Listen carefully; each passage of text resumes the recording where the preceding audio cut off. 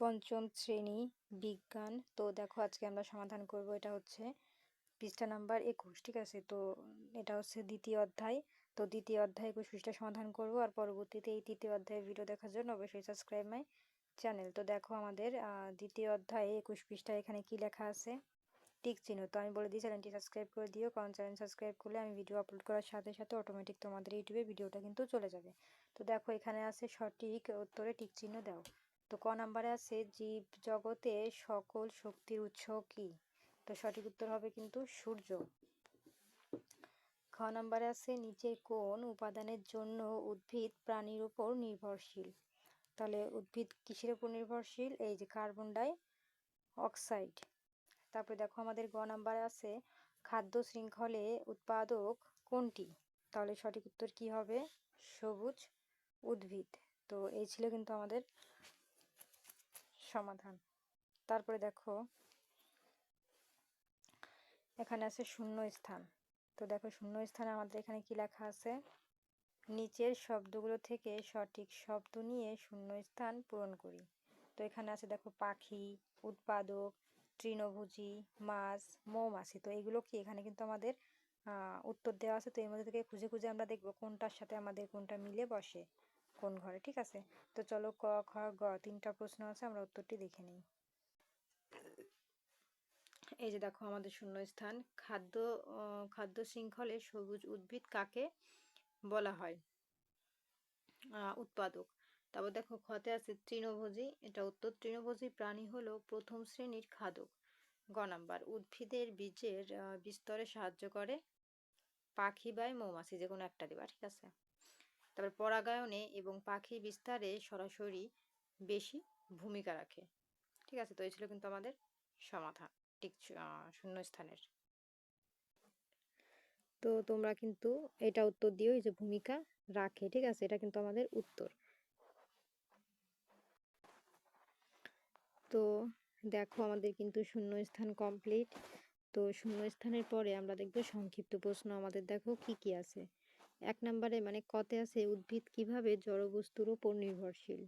খ উদ্ভিদ বংশবৃদ্ধির জন্য প্রাণীর উপর কিভাবে নির্ভরশীল? গ নিকট পরিবেশে দেখা যায় এমন একটি খাদ্য শৃঙ্খলের প্রবাহ তৈরি করি। তো চলো আমরা উত্তরটি দেখে নেই।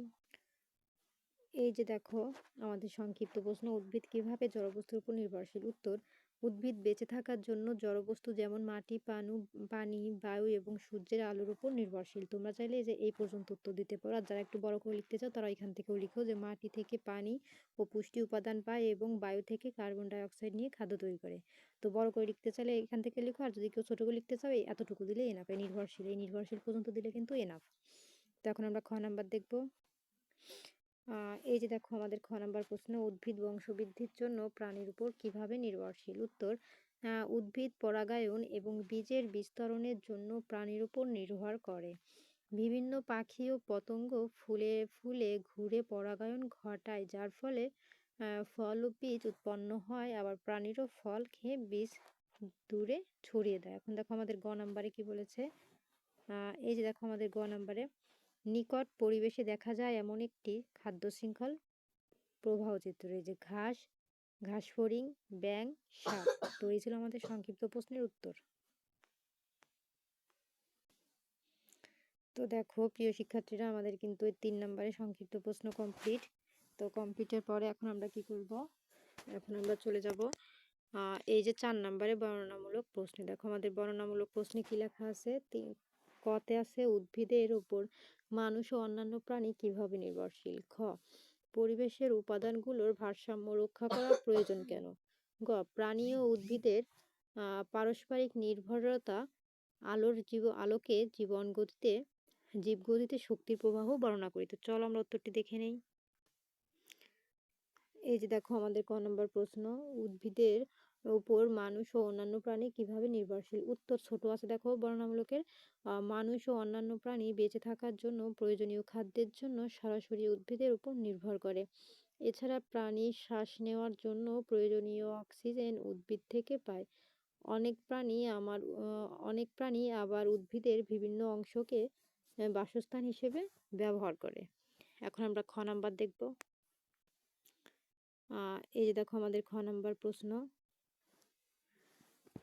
এই যে পরিবেশের উপাদানগুলো ওর ভারসাম্য রক্ষা করা প্রয়োজন কেন? উত্তর, পরিবেশের উপাদানগুলোর ভারসাম্য নষ্ট হলে জলবায়ু পরিবর্তন, খরা ও বন্যাসহ নানা প্রাকৃতিক দুর্যোগ দেখা দেয়। এর ফলে খাদ্য শৃঙ্খল ক্ষতিগ্রস্ত হয় এবং জীবনজগতের অস্তিত্ব হুমকির মুখে পড়ে।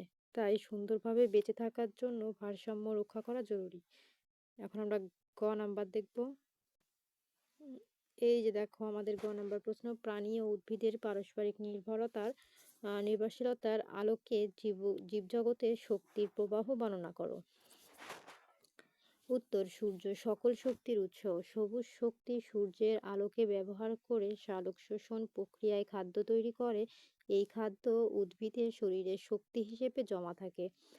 তৃণভোজী প্রাণী উদ্ভিদ খেয়ে সেই শক্তি পায়, আবার মাংসাশী প্রাণী তৃণভোজীকে খেয়ে শক্তি পায়।